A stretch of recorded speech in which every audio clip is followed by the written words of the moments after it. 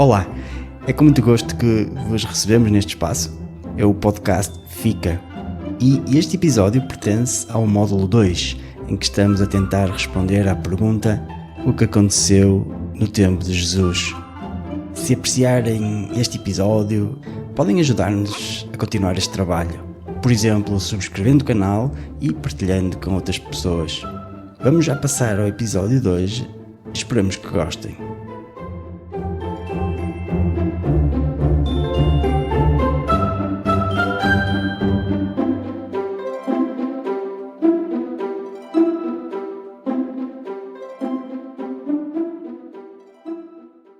Olá, sejam bem-vindos a mais um episódio do podcast Fica, um espaço onde trazemos à conversa os temas do percurso da iniciação cristã de adultos. Eu sou o José Pedro e hoje temos connosco aqui um convidado especial, que é o Padre Jorge Oliveira. Ele é padre do Opus Dei e colabora na paróquia de Ramalde e também nos colégios Fomento em Gaia, o Colégio Cedros e o Colégio Horizonte. Para ajudar aqui a orientar esta conversa, também está aqui o Paulo, da nossa equipa de formação, do FICA. Antes de mais, boas-vindas aqui ao Padre Jorge e agradeço muito por aceitar este convite para estar connosco neste espaço. Muito obrigado, é uma honra fazer parte deste podcast. Obrigado, José, obrigado, Paulo. Sim, senhor. E já agora, olá, Paulo. Olá a todos, Padre Jorge Oliveira, olá Zé Pedro, obrigado também por poder participar e um cumprimento especial a todos os que nos escutam. É sempre um gosto estar aqui e, como disseste, Zé Pedro, este episódio é especial. O tema é absolutamente central para a nossa fé cristã e, por ser particularmente exigente, decidimos convidar o Sr. Padre para nos ajudar a meditar sobre as últimas horas da vida de Jesus. É isso mesmo. E para quem nos esteja a ouvir pela primeira vez, recordo que este podcast se organiza em 3 módulos. Por agora estamos aqui nos últimos capítulos do segundo módulo, em que temos estado a responder à pergunta: o que aconteceu no tempo de Jesus? Hoje vamos entrar no 11º episódio, mas antes de entrar no tema, Paulo, queres recordar-nos o que se passou no último episódio? Claro que sim. No último episódio focamos-nos nos acontecimentos da noite de Quinta-feira Santa, em que Jesus é preso no Getsemane, a que se seguem os julgamentos religioso e civil, e tentamos colocar-nos no lugar das figuras bíblicas perante estas cenas que são verdadeiramente dramáticas. O apóstolo Pedro e as suas 3 negações motivadas pelo medo, Pilatos, a autoridade que opta por lavar as mãos para evitar a responsabilidade, e em contraponto, Jesus, apresentado como o Cordeiro Pascal, que aceita livremente cumprir a vontade do Pai e que teve sempre a seu lado a sua mãe, Nossa Senhora, que não o larga, que fica. Exatamente. E se me permites, por isso é que o título desse episódio foi Negar, Lavar as Mãos ou Ficar. Exatamente. Esse episódio desafia-nos a refletir sobre as nossas próprias escolhas perante as dificuldades. Cada um de nós pode reconhecer a sua fragilidade, que muitas vezes nos leva à queda, mas olhando para o que se segue, sabemos que o olhar da misericórdia de Cristo oferece sempre um caminho para a redenção. É isso mesmo. Portanto, no último episódio terminamos a narração dos Evangelhos na manhã de Sexta-feira Santa, quando Jesus já tinha sido flagelado e já tinha sido condenado à morte por crucifixão. Vamos agora trilhar o caminho até ao Calvário, onde tudo se vai consumar. Por isso, o tema de hoje é a via dolorosa para o inacreditável. Isso mesmo. No fundo, neste episódio, vamos percorrer a chamada Via Sacra, que muitos de nós já ouvimos falar e até já rezamos na Semana Santa. Padre Jorge, quer explicar-nos um pouco mais do que é isto da Via Sacra? A Via Sacra é também chamada Via Crucis em latim e é uma devoção muito enraizada na Igreja e é um conjunto de meditações de 14 estações onde nós acompanhamos os momentos mais significativos da paixão e morte de Nosso Senhor, desde a condenação de Pôncio Pilatos até a sua deposição no sepulcro. É interessante reconhecer que desde os primeiros séculos os cristãos sentiram essa necessidade de visitar os lugares santos em Jerusalém, especialmente aqueles que estavam associados ao percurso que Jesus terá feito. E é uma tradição muito divulgada fora da Terra Santa, precisamente pela mão dos franciscanos, que eram os guardiões e que são ainda os guardiões dos lugares santos desde o século XIII. E mais tarde, no século XVIII, o Papa Clemente XII fixou o número de estações em 14 e, digamos, fixando os temas de cada uma das estações até como as conhecemos hoje. Eu diria que a Via Sacra não é apenas uma recordação, é um facto histórico, mas é uma experiência de oração meditativa, e nós, quando percorremos esse caminho, percebemos e queremos acompanhar Jesus no seu sofrimento e na sua entrega. Percebemos que cada estação nos ajuda a refletir e a meditar nas dificuldades da nossa vida humana, que a nossa vida é um caminho e que Deus caminha connosco, e que, embora a Via Sacra termine no sepulcro, ela não se fica pela morte, aponta sempre para o mais além, para uma ressurreição, para uma esperança da Páscoa. É também por isso muito importante, e recordava até que em cada Jornada Mundial da Juventude o Papa quer ter essa oração com os jovens. Em todas aquelas que eu conheci até hoje, é um dos momentos mais importantes. Digamos, se o Papa assim o decide e quer ter esse momento com os jovens, é porque quer que nós passemos por ali, quer que nós façamos esse caminho também. E com uma grande vantagem também um bocado espiritual, podemos pensar assim, de recebe uma indulgência plenária, que é uma graça espiritual que a Igreja concede para que nos ajude a purificar completamente a alma e tornando-nos até assim mais próximos de Deus. Muito bem. Então, para o episódio de hoje, se concordarem, preparamos aqui um seguinte esquema. Vamos caminhar pelas 14 estações da Via Sacra, para quem nos ouve as possa conhecer, mas o cerne do episódio é, sem dúvida, a 11ª estação em que Jesus Cristo está na cruz. E aí o Padre Jorge vai nos ajudar a refletir sobre as 7 palavras de Cristo na cruz. É isso mesmo. Estas 7 palavras de Cristo na cruz, tal como a Via Sacra, também é uma tradição da Igreja, especialmente na liturgia de Sexta-feira Santa e também em exercícios espirituais quaresmais. Então, Padre Jorge, pode explicar-nos, por favor, brevemente em que consistem estas 7 palavras de Cristo? Então, é uma tradição que foi lançada por um padre franciscano, São Lourenço de Brindisi, que é do século XVI. É um sacerdote teólogo italiano que, no fundo, recolhendo aquilo que dizíamos há pouco sobre a importância da tradição da Terra Santa e dos lugares da paixão do Senhor, pensa, vamos centrar-nos naquelas que foram as 7 palavras, as 7 expressões de Cristo na cruz. Nós, se formos ao Evangelho de São João, vemos entre os capítulos 13 e 17 Jesus que fala longamente antes da paixão. Temos grandes discursos, como já se calhar se poderão também ter acompanhado aqui neste podcast, mas na cruz cada palavra conta. Pois. É um silêncio que parece-me que é eloquente. E uma das razões apontadas para esse silêncio é também do ponto de vista físico, porque uma pessoa que está crucificada, suspensa pelo próprio peso, tem muita dificuldade em respirar, e por isso muitos afirmam mesmo que a morte por crucifixão era, em grande parte, uma morte por asfixia e que é altamente dolorosa. Era um instrumento de tortura e no fundo, era instrumento de tortura porque era a morte lenta, que causa a maior dor possível. E os romanos apuraram muito essa técnica, aperfeiçoaram-no. E não sei, e perceber que cada palavra que Jesus disse na cruz disse enquanto se estava a asfixiar. E por isso ele não disse nada de inútil, tudo aquilo que ele diz é essencial.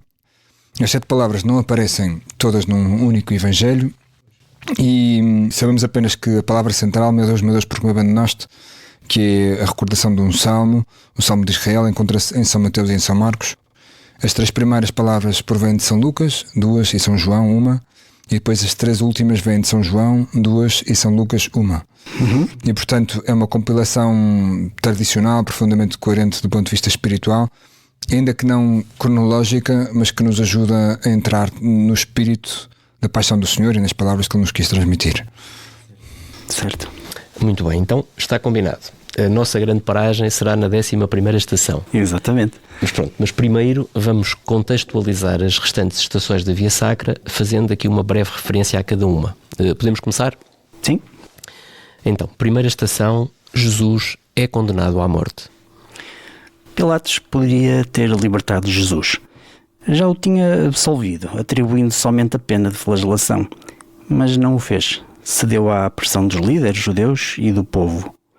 E lá lavou as mãos, dizendo: sou inocente deste sangue, e sei lá convosco. Segunda estação, Jesus carrega a cruz.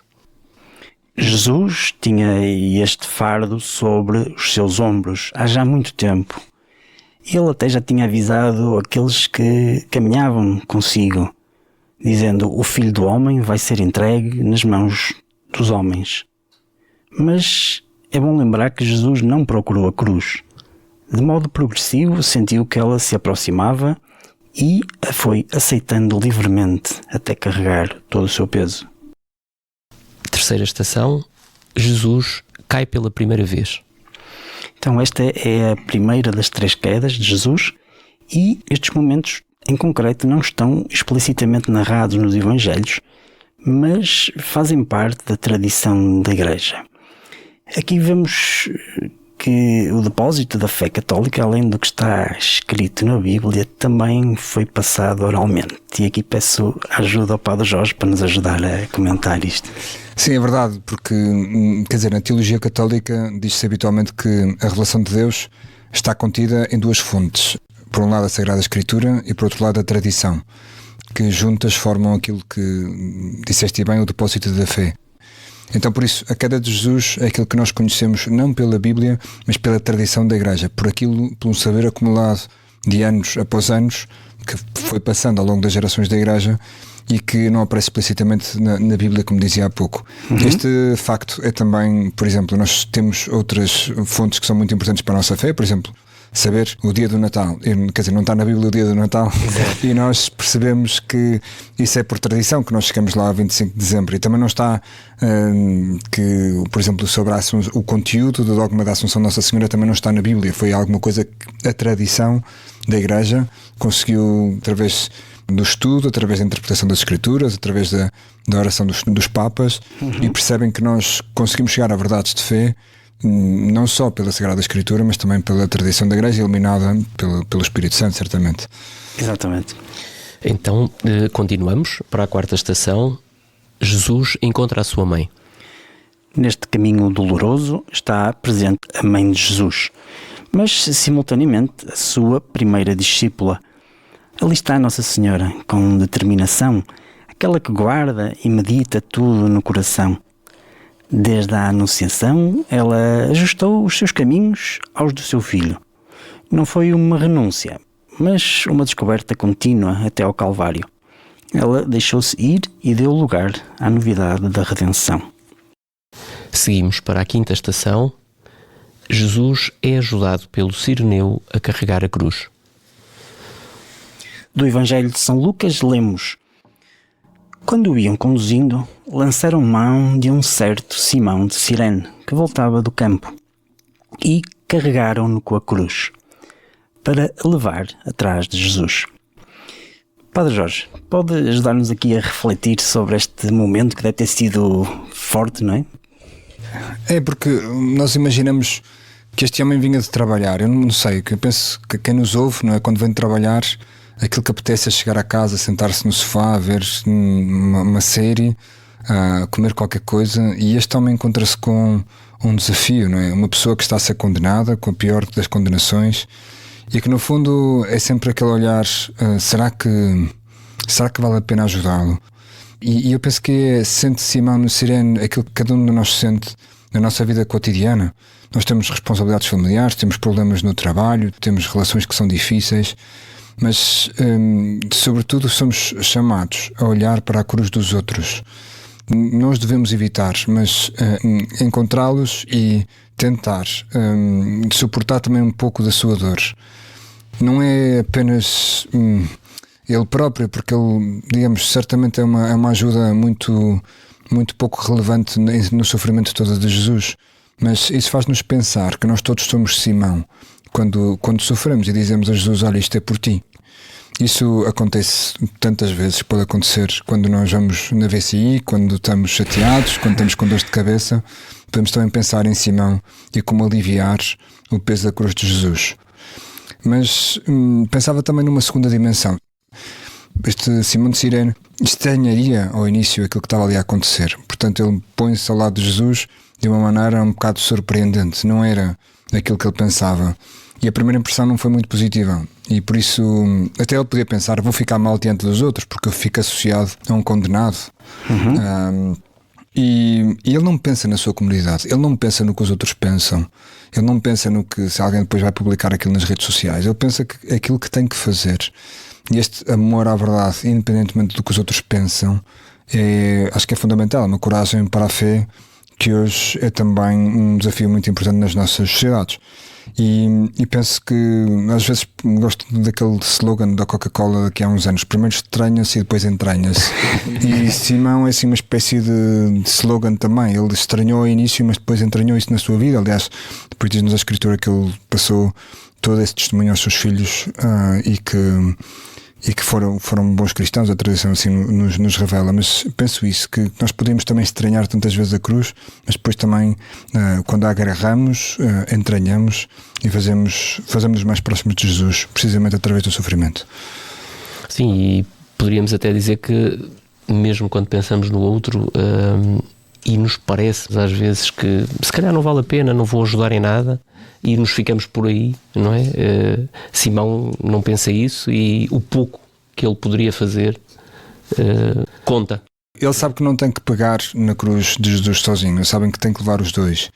Isso é teologicamente profundo, não é? Que Deus também, cada uma das nossas cruzes, é Ele que leva também. E portanto, mas isso também nos fala muitas vezes de nós, da maneira como nós não encontramos as outras pessoas, e procuramos perguntar pelas suas cruzes, não é? Normalmente nós dizemos: está tudo bem, não é? Mas não está tudo bem. Perguntamos e respondemos. E não está tudo bem. E não há problema que não esteja tudo bem. Aliás, e os amigos sabem que não está tudo bem. E é a partir daí que eu acho que ganha força esta figura do Simão. Sim. Muito bem. Situamos então na sexta estação. Verónica enxuga o rosto de Jesus. Este é outro momento, além das quedas, que também não está explicitamente narrado nos Evangelhos, mas, como vimos há pouco, nos é trazido pela tradição da Igreja. Neste encontro pessoal com Verónica, também nós próprios nos podemos rever, porque o Senhor nos reconhece a cada um de nós à primeira vista. Aí pedimos que o nosso rosto se assemelhe ao de Jesus, e estaremos face a face nesta intimidade da qual nunca nos vamos cansar. Na sétima estação, Jesus cai pela segunda vez. Cair e levantar-se, e então pela segunda vez cair e voltar a levantar-se. Foi assim que o Senhor nos ensinou a entender esta aventura da vida humana. Sabemos que podemos vacilar, que nos podemos distrair e até perder. Porém, em Cristo conhecemos esta alegria, que é a alegria de recomeçar, a alegria de poder renascer. Oitava estação, Jesus encontra-se com as mulheres de Jerusalém. Do Evangelho de São Lucas podemos ler: seguiam Jesus uma grande multidão de povo e umas mulheres que batiam no peito e se lamentavam por ele. Jesus voltou-se para elas e disse-lhes: filhas de Jerusalém, não choreis por mim, chorai antes por vós mesmas e pelos vossos filhos, porque se tratam assim a árvore verde, o que não acontecerá à seca. E aqui voltamos a pedir ao Padre Jorge para nos ajudar a comentar isto.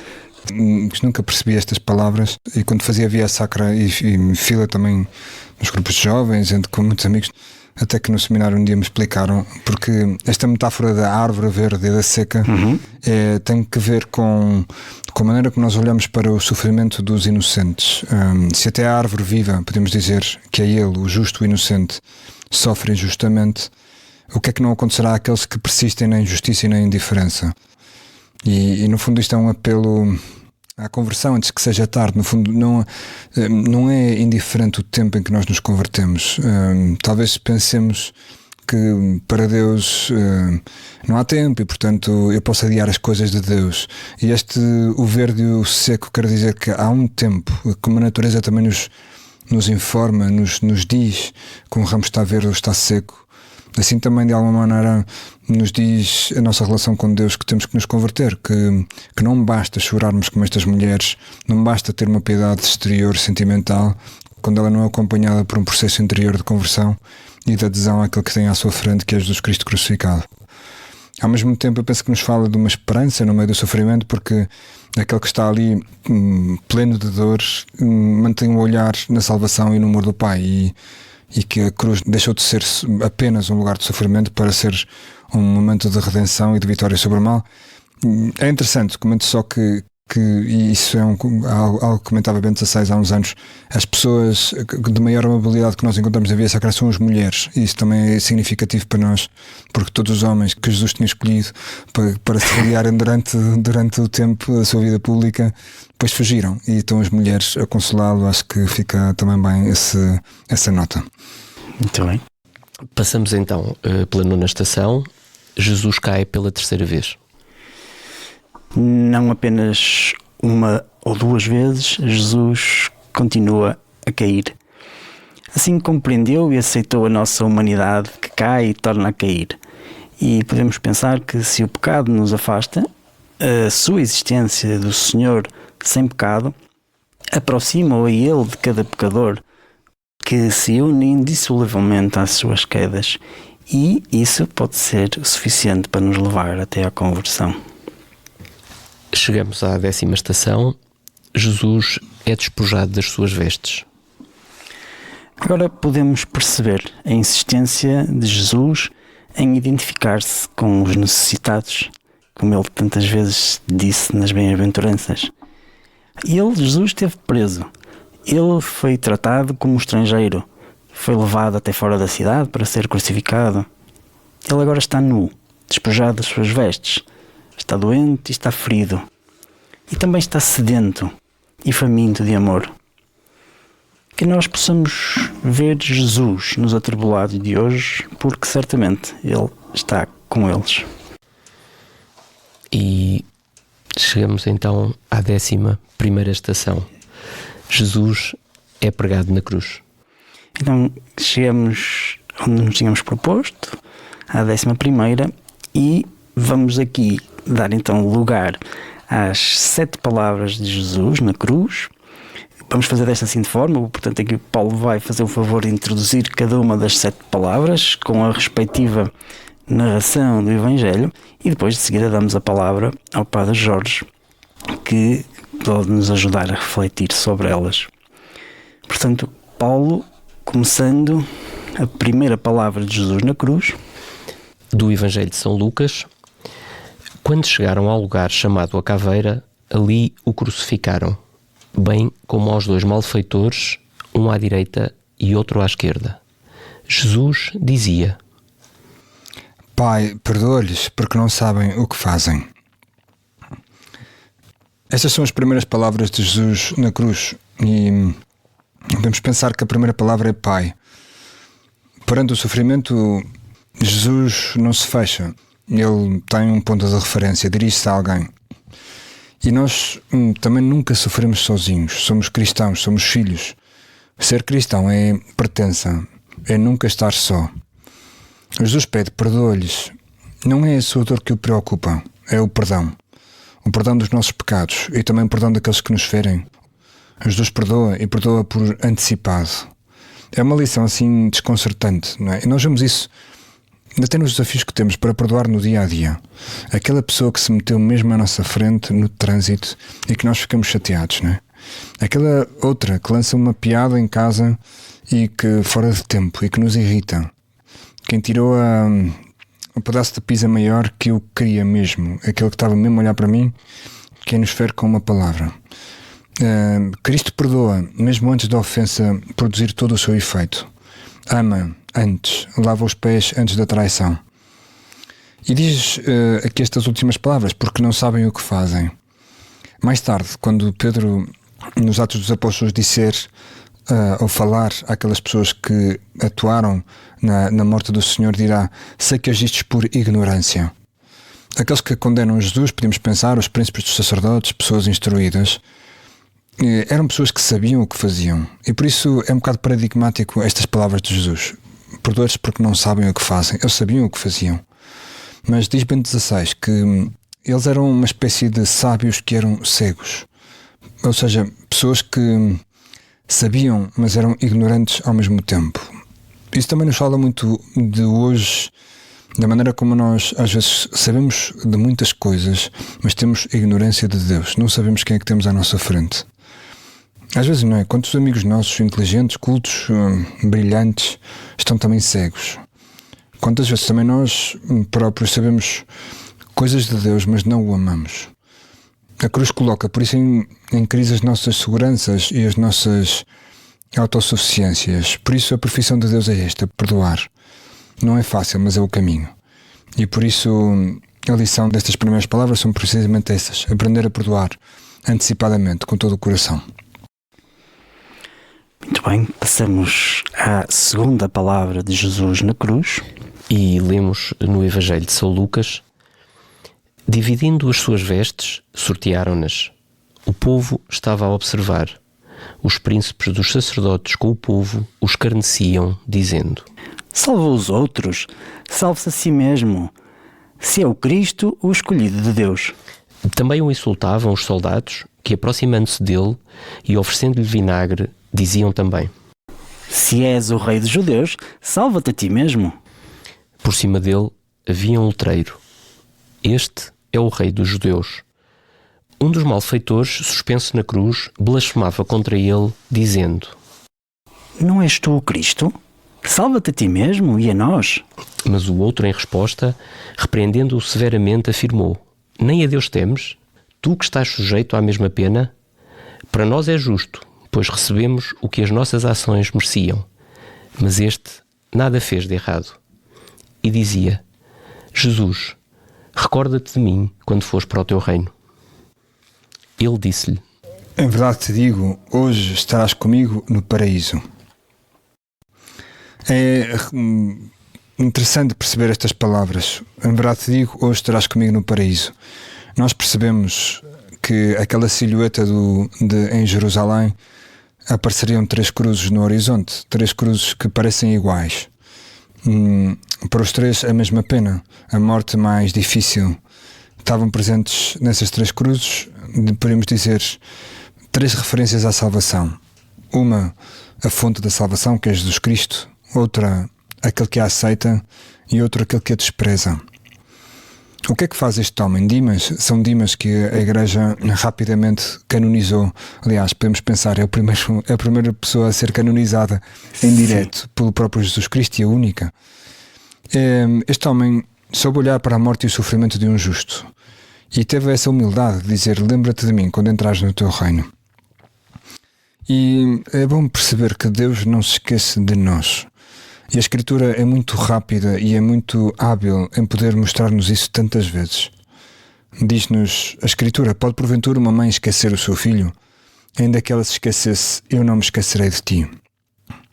Ou seja, isto é uma pessoa que está a morrer, que pede a vida a outro. E claro, Jesus comove-se muito com este pedido deste bom ladrão. E parece que o centro de gravidade do universo parece que se desloca nesse momento. Dá lugar assim a uma espécie de esperança. Jesus podia não ter dito nada, mas diz isso hoje. O que é importante é este hoje. A salvação não se espera por amanhã, nem para depois de amanhã, nem para a semana. É hoje, é agora. Hoje estarás. A esperança, não é? A esperança que nos diz que, no fundo, no futuro, teremos uma vida junto de Deus muito, muito melhor do que esta. Não se esgota aquilo que nós fazemos nesta vida, não se esgota naquelas coisas que nós, às vezes, andamos pela vida a tentar desfrutar ao máximo e nos empenhamos em maximizar. Não. Estaremos melhor no céu, junto de Deus, porque estaremos comigo, como Ele diz, rodeado dEle, que é o grande desejo. Como faltou a Judas dizer isto a Jesus, não é? Faltou-lhe esse momento, esse olhar para Jesus que teve São Dimas. E depois no paraíso. Claro, este paraíso faz-nos sempre lembrar do paraíso da criação, de Adão e Eva. O paraíso de onde tinham sido expulsos os nossos primeiros pais.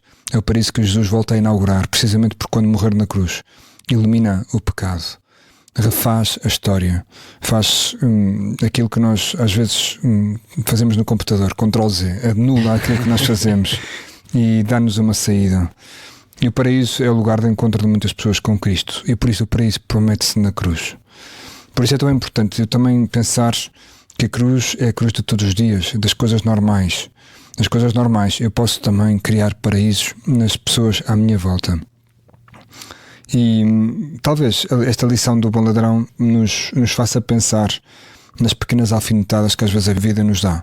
Não é preciso nós sofrermos grandes coisas, basta as pequenas do dia a dia, aquelas que depois nos permitem lutar verdadeiramente pela santidade. É interessante, e o último olhar de Jesus é: Jesus me faz apostolado até na cruz, evangeliza até na cruz, quer levar almas até na cruz. Ele poderia querer morrer em paz, mas até aí o seu olhar é redentor. Muito bem. Eu diria que antes de avançarmos para a terceira palavra, ia propor fazer aqui uma pausa no nosso episódio para descansar um pouco, porque é verdade, já temos aqui momentos bem profundos, não é, Paulo? Sim, parece-me bem, parece-me o momento certo. Antes de prosseguirmos, não percam a segunda parte, a pausa será breve. Até já. Até já. Citando uma frase conhecida, a Igreja Viva não é um clube de gente perfeita. Pela vontade de Jesus, é um lugar para a mudança gradual de gente comum. Tal como nós, tal como tu. Fica conosco.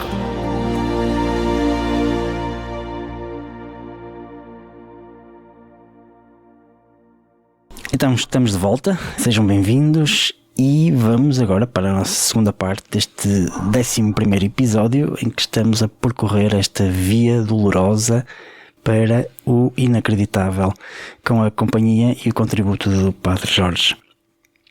Vamos então avançar para a terceira palavra de Jesus na cruz.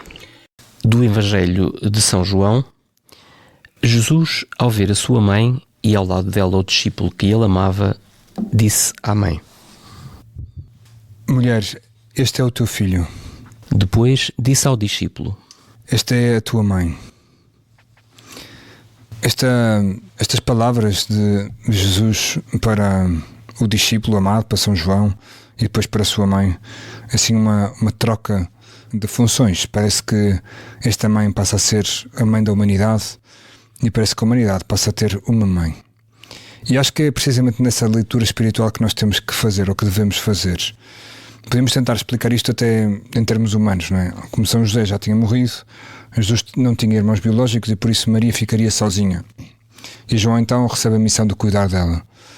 Mas eu penso que esta explicação não é suficiente, porque João tinha mãe e Salomé estava ali, aliás, estava ali ao pé da cruz. E por isso ele não precisa de uma mãe, digamos, literalmente. Aqui o sentido é por isso claramente espiritual. Ou seja, na cruz Jesus dá a sua mãe à humanidade e dá a humanidade à sua mãe, como dizíamos. É uma promessa antiga, porque depois do pecado original, recordamos isso no Gênesis, Deus anuncia que a mulher que estaria em inimizade com a serpente, essa mulher é Maria, e é aqui que aparece junto à cruz para voltar a ser a mãe da humanidade. Acho que vale a pena pensarmos, não sei, que isto é uma espécie de segunda anunciação. Nós já tínhamos visto a primeira anunciação, mas talvez podemos pensar nesta cena do Evangelho do ponto de vista da Nossa Senhora. Reparem, vamos pensar, a primeira maternidade de Nossa Senhora correu muito mal. Aliás, correu da pior maneira, estava a acabar ali. E não sei, eu penso sempre, quando nós temos experiências de uma coisa que corre mal, não é? Compramos um produto no supermercado, compramos umas bolachas no supermercado que são más, a última coisa que vamos fazer é comprar outra vez as bolachas, não é? Pronto, sabendo que é bastante absurdo o exemplo que eu estou a dar, mas Nossa Senhora aquilo que está a dizer é: eu aceito a nova maternidade, eu aceito voltar a ser mãe porque o meu filho me pede, e isso basta, E por isso agradecemos muito a Nossa Senhora ter querido ser a Mãe Nossa, e depois com todas as suas manifestações visíveis nas aparições que temos, em Lourdes, em Fátima, em Guadalupe, em todo o mundo. E percebemos isso, que não é fácil nós acreditarmos numa maternidade 2.0 da Nossa Senhora. Aqui do ponto de vista bíblico, queria só chamar a atenção que Jesus diz-lhe: mulher, este é o teu filho. É o mesmo vocativo que ele utiliza nas bodas de Caná, e remete-nos muito para Adão, né? Que era a mulher, inimizade entre ti e a mulher. Portanto, tudo isto tem umas ligações bíblicas que são profundíssimas. Sim, há aquela frase de um dos primeiros passos da Igreja que diz: por uma mulher entrou o pecado no mundo, e por uma mulher será salvo. E Ratzinger até diz, não é? Quando o Filho do Homem voltar a encontrar a fé sobre a terra, que é a pergunta que faz o Senhor, ele diz sim, e nesse momento a sua mãe é a grande consolação. Eu diria a sua mãe e o sim da sua mãe, porque no fundo o Senhor podia ter dito, podia ter deixado, podia nos ter abandonado simplesmente, mas não. Estamos com Cristo, ele é exigente, pede-nos coisas grandes, pede-nos a cruz, mas sabe que não é para estarmos lá sozinhos. Deu-nos uma mãe à qual nós podemos e devemos ir muitas vezes. Nós contemplamos de maneira muito especial todos estes momentos quando rezamos o terço nos mistérios dolorosos, e acho que é também muito bonito fazê-lo sempre que rezamos o terço e estes mistérios com profundo agradecimento, porque Deus nos deu a sua mãe. Muito bem, continuando para a quarta palavra de Jesus na cruz. No Evangelho de São Mateus, pelas 3 horas da tarde, Jesus deu um forte grito. Eli, Eli, lama sabachthani. Que quer dizer: meu Deus, porque me abandonaste? Portanto, esta é a quarta palavra e este é o centro das 7 palavras, portanto a quarta, e é ao mesmo tempo talvez as palavras mais profundas do Senhor.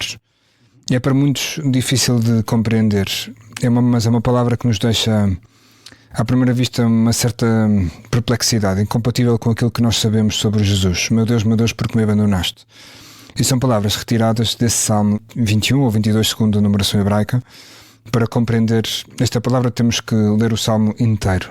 Não nos podemos fixar apenas na primeira frase. E o Salmo 21 descreve com precisão o impressionante fenómeno acontecido na paixão do Senhor, e fala da zombaria, dos insultos, da maneira como o Senhor foi crucificado. E começa assim: confia no Senhor, que Ele o livre. E depois descreve os inimigos como animais ferozes, rodeiam-nos numerosos novilhos, cercam-me touros de Bazã. Escarnaram contra mim a boca como leão que ruge e dilacera. A minha garganta está seca como o barro cozido, e a minha língua colou-se ao céu da boca. E chega até ao detalhe dizendo: trespassaram as minhas mãos e os meus pés. Ou seja, tudo isto foi escrito séculos antes da crucifixão, e existe uma espécie de profecia sobre aquilo que ia acontecer. E serve-nos também como chave de leitura para aquilo que está aqui agora o Senhor a dizer, não é? Meu Deus, porque me abandonaste?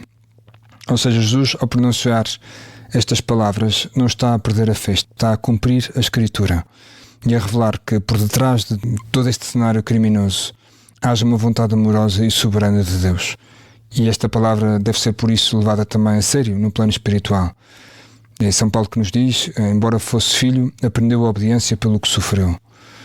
E nós, penso eu, também temos que aprender muitas vezes a cumprir a vontade de Deus e a perceber o que é que Ele quer para nós, e ler nas entrelinhas que, quando lemos a Bíblia com profundidade, lá estão densas e presentes muitas vontades de Deus para nós. Por isso queria mesmo sugerir que lêssemos a Sagrada Escritura como uma mensagem de Deus para nós, uma mensagem de Deus que não nos abandona, que precisamente faz aquilo o contrário do que o Salmo de Israel sofrente rezava neste Salmo 22. Meu Deus, porque me abandonaste?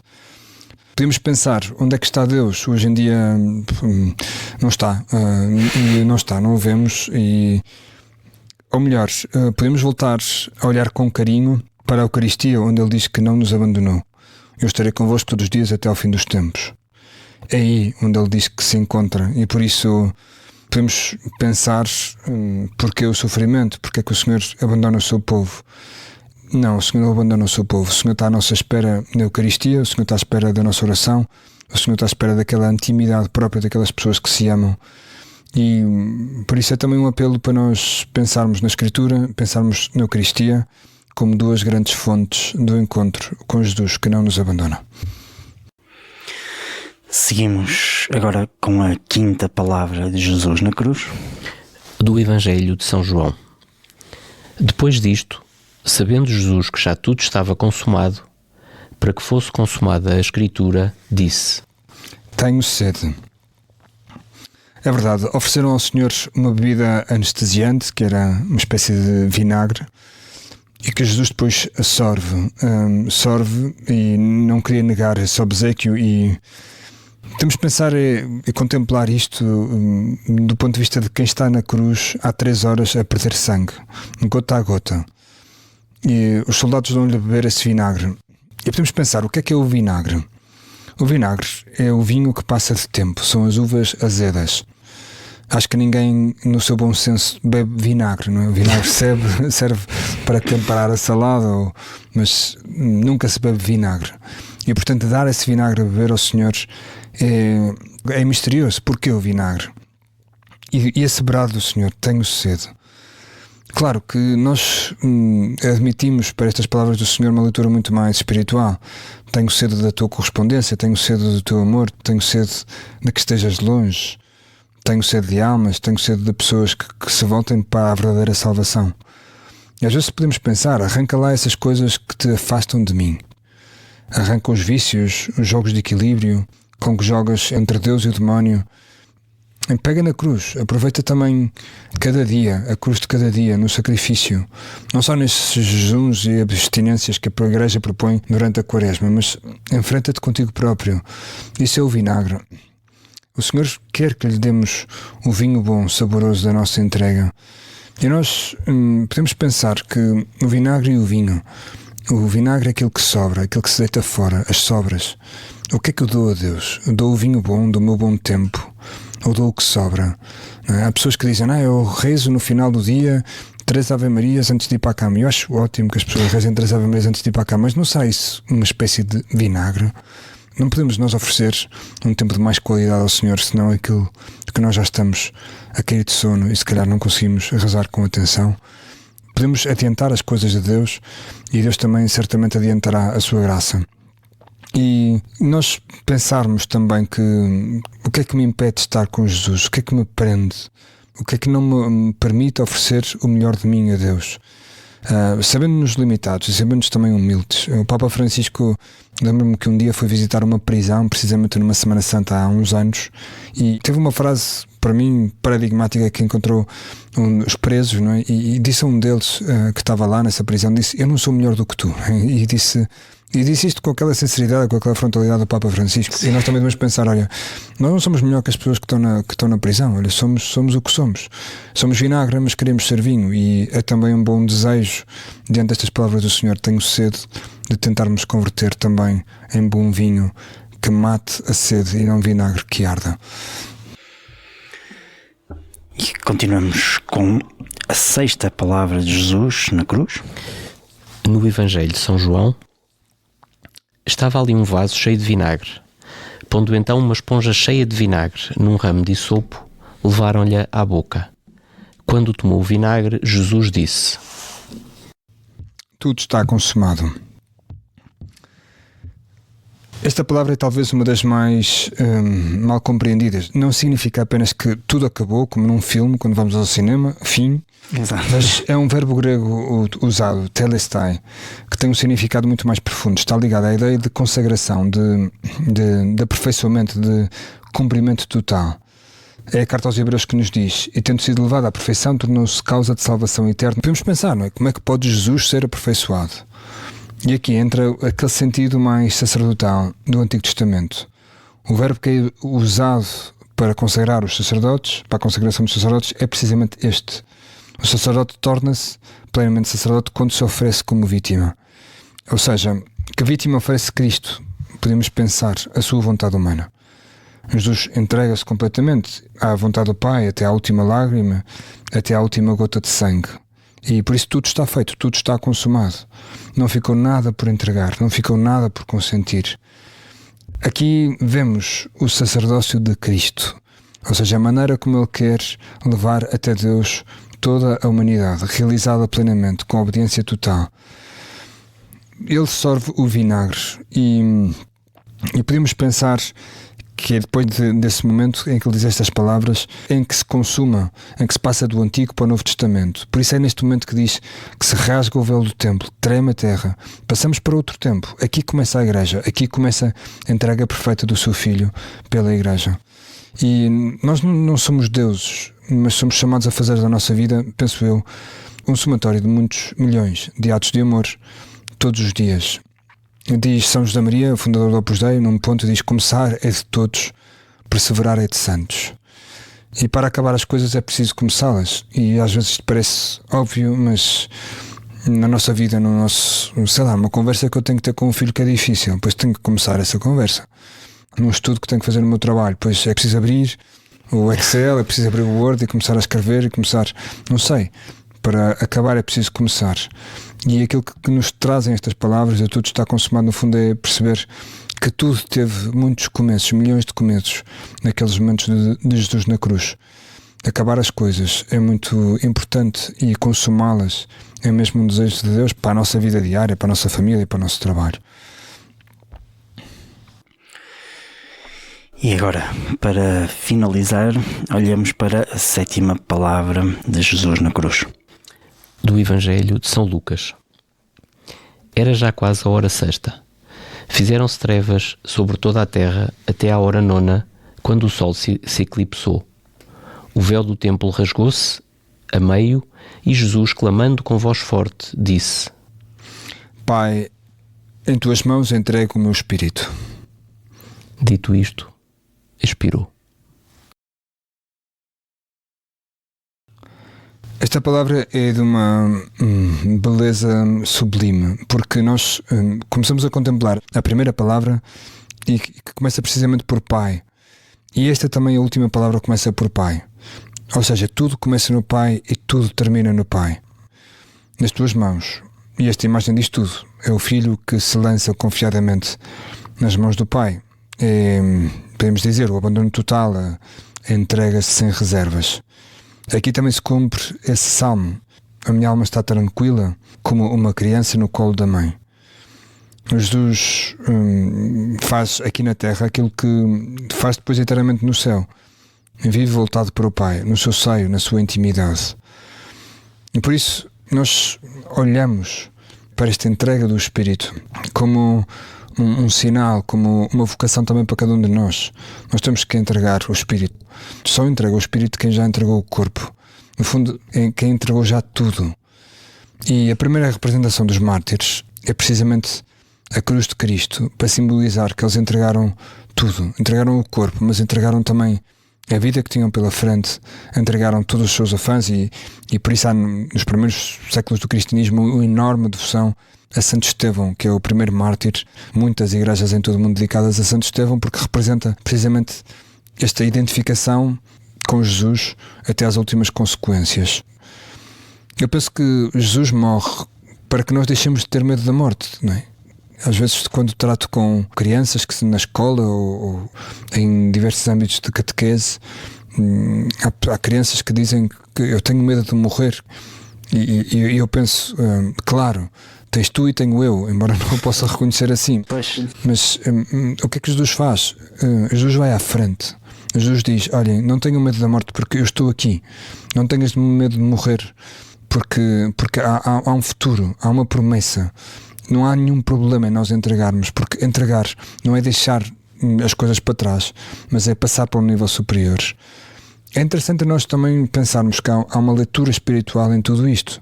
Não tenhas medo de morrer para o passado, para o pecado. Não fiques a olhar para a tua vida como uma espécie de retrovisor, não é? Olha para a frente, olha para o caminho, olha para um vidro e que te permite ver um cenário de uma beleza extraordinária. Não tenhas medo daquilo que te culpam, ou que te ignorem, ou que te desprezem. A humanidade morreu, mas Cristo não.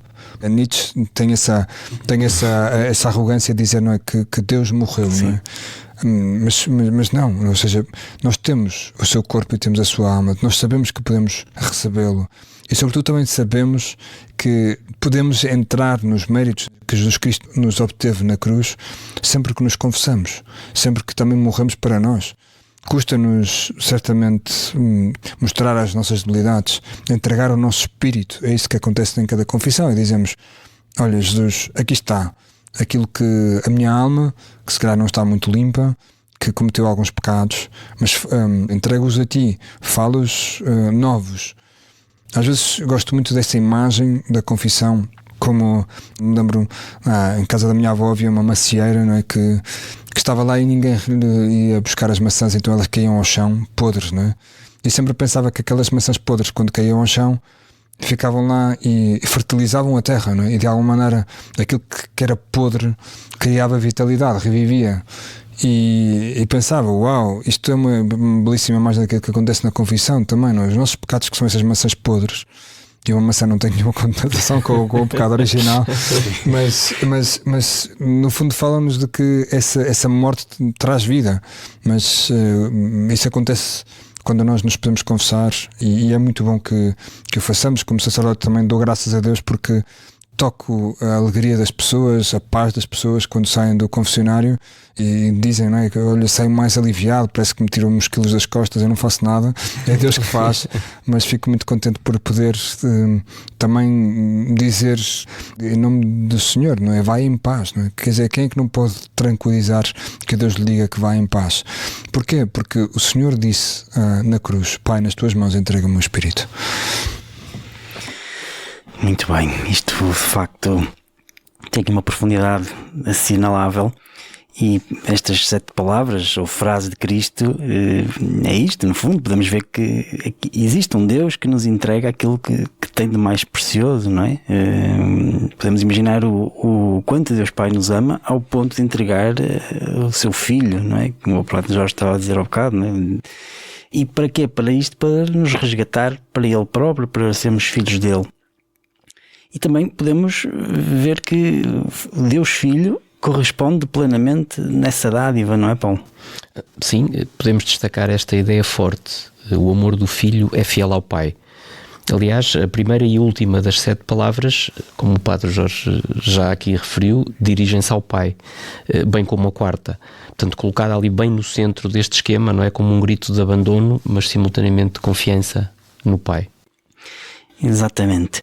Portanto, nós nas 7 palavras tínhamos parado na 11ª estação, não é? E agora vamos completar as 14 estações da Via Sacra com as últimas 3. Sim, vamos a isso. Então, a 12ª estação, Jesus morre na cruz. Então, após a última palavra de Jesus, vemos que São Lucas narra assim: dito isto, expirou. Ao ver o que se passava, o centurião deu glória a Deus, dizendo: verdadeiramente, este homem era justo. E toda a multidão que se tinha aglomerado para este espetáculo, vendo o que acontecera, regressava, batendo no peito. Todos os seus conhecidos e as mulheres que o tinham acompanhado desde a Galileia mantinham-se à distância, observando estas coisas. Chegamos à 13ª estação. Jesus é deposto da cruz. Continuamos com o Evangelho de São Lucas. Um membro do conselho, chamado José, homem reto e justo, não tinha concordado com a decisão, nem com o procedimento dos outros. Era natural de Arimateia, cidade da Judeia, e esperava o reino de Deus. Foi ter com Pilatos e pediu-lhe o corpo de Jesus. Descendo da cruz, envolveu-o no lençol. Se me permitem, ao preparar o episódio, acabei por ler um comentário muito interessante comparando este momento de José de Arimateia diante de Pilatos com a cena de Moisés ao enfrentar o faraó. Exato. No fundo, são 2 homens que esperam o reino de Deus e parece que Deus os capacita com a coragem de se apresentarem à autoridade. Padre Jorge, podemos analisar desta forma? Eu penso que sim, nem quero desautorizar a pessoa que o disse. Essa acho que é uma leitura rica da Sagrada Escritura, porque, quer dizer, tanto José de Arimateia diante de Pilatos como Moisés diante do faraó são exemplos de pessoas que se colocam em situações de grande risco por causa da sua fé e de esperança no plano de Deus, e ambos esperam o reino de Deus ou a realização de uma promessa. Moisés, por um lado, quer libertar o povo de Israel e levá-lo à terra prometida, e José de Arimateia quer dar essa dignidade a Jesus mesmo depois da sua morte, ao participar ativamente no mistério da salvação. E por isso há aqui este ponto comum, é que Deus dá coragem a estas pessoas. Eles não agem apenas por si, mas porque a fé e a confiança nele lhes dão essa força, essa fortaleza para enfrentar autoridades poderosas. Muito bem. A 14ª estação, Jesus é colocado no sepulcro. Então vamos concluir este capítulo 23 de São Lucas, que, referindo-se a José de Arimateia, diz assim: ao descê-lo da cruz, envolveu-o num lençol e depositou-o num sepulcro talhado na rocha, onde ainda ninguém tinha sido sepultado. Era o dia da preparação e já começava o sábado. Entretanto, as mulheres que tinham vindo com ele da Galileia acompanharam José. Observaram o túmulo e viram como o corpo de Jesus fora depositado. Ao regressar, prepararam aromas e perfumes, e durante o sábado observaram o descanso, conforme o preceito. E assim termina a Via Sacra. Mas o evangelista Mateus conta-nos algo que vai ser importante a seguir. Por isso decidimos trazê-lo aqui. Diz assim então: no outro dia, que é o seguinte à preparação, os príncipes dos sacerdotes e os fariseus foram juntos ter com Pilatos e disseram-lhe: Senhor, lembramo-nos que aquele impostor, quando ainda vivia, disse: depois de 3 dias ressuscitarei. Ordena, pois, que seja guardado o sepulcro até ao 3º dia, para que não venham os discípulos, o roubem e digam ao povo: ressuscitou dos mortos. E assim, o último embuste seria pior do que o primeiro. Pilatos respondeu-lhes: Tendes guardas, ide, guardai-o como entenderdes. Foram e tomaram bem conta do sepulcro, selando a pedra e pondo lá guardas. Ou seja, aqui neste episódio, narrado por São Mateus, sabemos que o sepulcro foi bem guardado. E a seguir é-nos narrado o evento mais importante da história, que diz assim: passado o sábado, ao amanhecer do primeiro dia da semana, foram Maria Madalena e a outra Maria visitar o sepulcro. E, fazendo jus ao título do nosso episódio, aconteceu algo inacreditável. Sim. Eis que se deu um grande terremoto, porque um anjo do Senhor desceu do céu e, aproximando-se, removeu a pedra do sepulcro e sentou-se sobre ela. O seu aspecto era como um relâmpago e o seu vestido branco como a neve. Com o temor que tiveram dele, aterraram-se os guardas e ficaram como mortos. Mas o anjo, tomando a palavra, disse às mulheres: Vós não temais, porque sei que procurais a Jesus que foi crucificado. Ele não está aqui. Ressuscitou como tinha dito. Vinde e vede o lugar onde o Senhor esteve depositado. Ide já dizer aos seus discípulos que ele ressuscitou. E eis que vai adiante de vós para a Galileia, lá o vereis, eis que eu vos disse. Vamos pedir aqui ao Padre Jorge que nos ajude a refletir aqui um pouco sobre estas primeiras testemunhas, não é, Padre Jorge? Claro, eu acho que quando nós olhamos para estas... Eu gostava muito de ter estado neste momento não sei, penso na ressurreição do Senhor. Quem não é? Sim. Eu não sei quem é que o viu primeiro. Eu penso sempre, houve um aluno outro dia que disse, e acho que com razão, não é? Porque é que Jesus não apareceu em primeiro lugar a Pilatos para dizer: olha, estou aqui. Não, ele não apareceu aos grandes líderes, nem aos apóstolos mais famosos, nem às multidões. Ele quis mesmo chegar aos mais humildes e aos fiéis, às mulheres que não contavam e que estavam mesmo em silêncio. Podemos passar em Maria Madalena, em Salomé, a Maria, mãe de Tiago. E elas não foram escolhidas por grandes títulos, por grande prestígio, mas pelo seu coração, pela sua fidelidade silenciosa. E este detalhe é para mim assim profundo, porque a ressurreição não se manifesta aos poderosos, mas aos que esperam com esperança. Estas também são as palavras mais ou menos que o Papa Francisco nos tinha deixado no ano 2025 sobre a esperança. E até no Evangelho de João nós vemos Maria Madalena é a primeira a encontrar Jesus vivo, mas no início ela nem sequer o reconhece. mulher, diz porque choras, não é? Alguma coisa que nós recordamos bem da leitura do Evangelho. E tantas vezes nós podemos pensar que Jesus também nos faz esta pergunta, não é? Porquê é que tu choras? Porquê é que ainda vives no passado? Porquê é que ainda não passaste da morte para a ressurreição? Ou seja, a ressurreição transforma para estas testemunhas que estamos a acompanhar o medo em coragem e a dúvida em capacidade de anunciar. E por isso Maria Madalena corre imediatamente para contar aos discípulos: eu vi o Senhor. Este é o gesto que marca a história. A primeira evangelização é feita por quem não tinha nenhum poder político nem social, mas para quem tinha o coração aberto. E mesmo assim muitos não acreditaram de imediato, e precisamos de recordar, não é? Ver não é o mesmo que querer. A fé precisa dessa coragem e precisa dessa confiança, e precisamos de anunciar aquilo que se vive, aquilo que se toca. É também uma lição para os nossos dias de hoje. Eu anuncio a minha vida cristã. Se tenho vida cristã, eu só dou aquilo que tenho. Bela frase. Então, para encerrar, Mateus explica-nos que os inimigos de Jesus tentam ocultar a ressurreição, subornando os guardas que eles próprios tinham colocado lá, não é?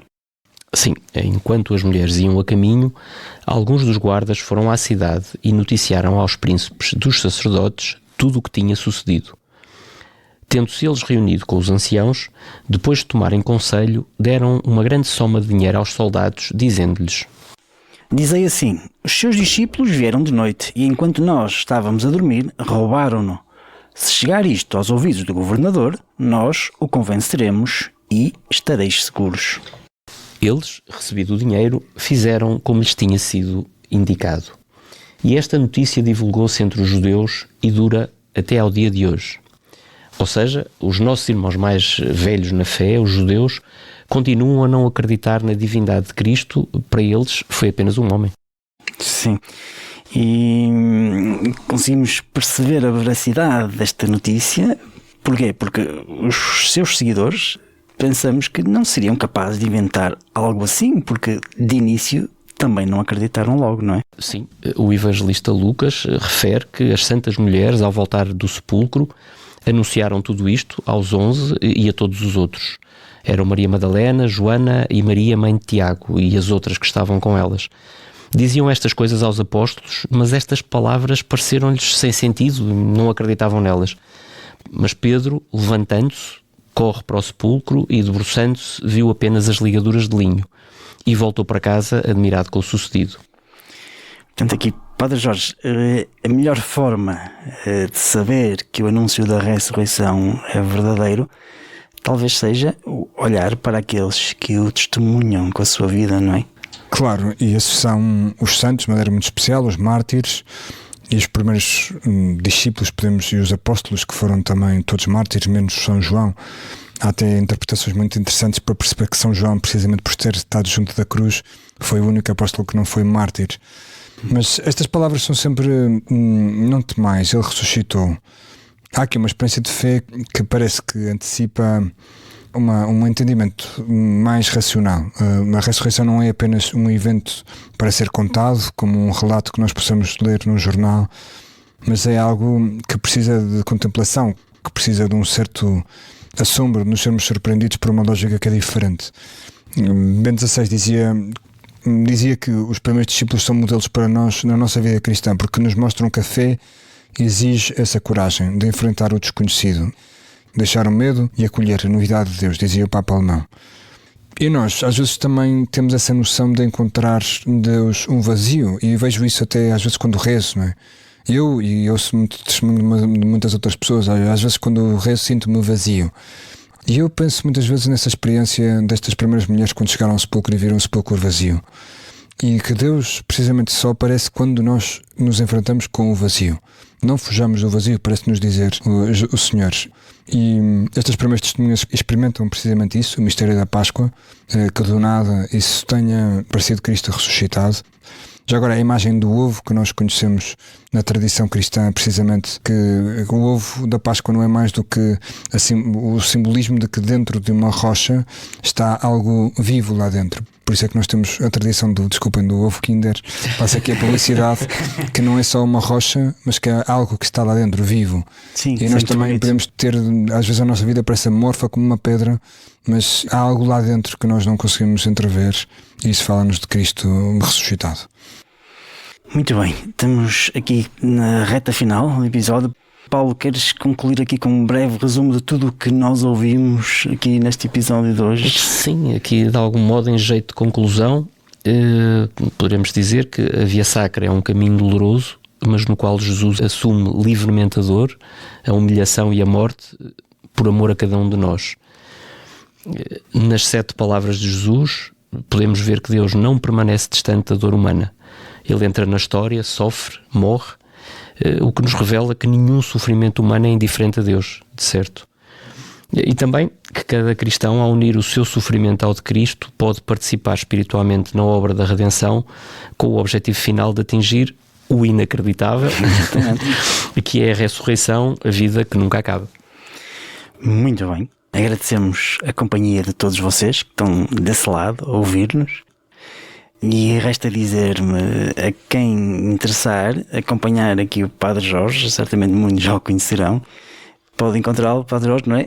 Aqui no Porto, nas Eucaristias que celebra em Ramalho. Sim, nos domingos às 6:30 da tarde. Muito bem. Sim. E habitualmente também o Padre Jorge colabora nesta iniciativa do podcast de 10 Minutos com Jesus também, certamente muita gente já ouviu. E ainda também participa em algumas crónicas no site da CNN Portugal. Não é isso? Isso, mas o mais importante é mesmo seguir aqui o podcast do Fica e o Papa Leão XIV e o Bispo Dom Manuel, esses são os que vale a pena seguir. A nossa parte nós dispensamos, os outros está certíssimo. Exatamente. Papa Leão XIV E o Bispo Dom Manuel. Sim. Sim, mas pronto, agradecemos muito, Padre Jorge, a simpatia de nos receber aqui na sua casa. Com muito gosto. Foi um gosto para nós. Foi aqui o Padre Jorge que inaugurou esta série de episódios em que vamos recorrer a alguns sacerdotes para nos ajudar, porque de facto aqui, Paulo, nós chegamos à conclusão que isto tem que ser feito com mais gente muito mais competente do que nós. Sim, nós só damos o mote no fundo e um pequeno empurrão, porque depois sim. Os especialistas está visto que fazem muito melhor trabalho que nós, graças a Deus, e acho que desse lado também concordarão connosco que foi um gosto ter aqui o Padre Jorge. E portanto, em breve não percam, porque vamos ter mais novidades. Prometemos regressar com o 12º e último episódio deste módulo, em que sabemos de certeza absoluta que Deus veio para habitar, para sofrer pelos homens, mas também para vencer. Fica aqui o convite para não percam este próximo episódio, porque aqui lá está um teaser, vamos ter aí um convidado especial. E em breve estaremos de volta então para continuarmos esta caminhada em direção ao coração de Deus e da sua Igreja, dando o braço ao Papa Leão, nosso Bispo, sempre em segurança e um pequeno passo de cada vez. Até lá, fiquem connosco, ficamos juntos. Obrigado. Foi mais um episódio do nosso podcast. Se gostaram do que ouviram, podem ajudar-nos a continuar, podem dar-nos o vosso feedback enviando comentários, subscrever o canal, partilhar com quem possa gostar. Na próxima semana estaremos de volta. Até lá, fiquem connosco que ficamos juntos.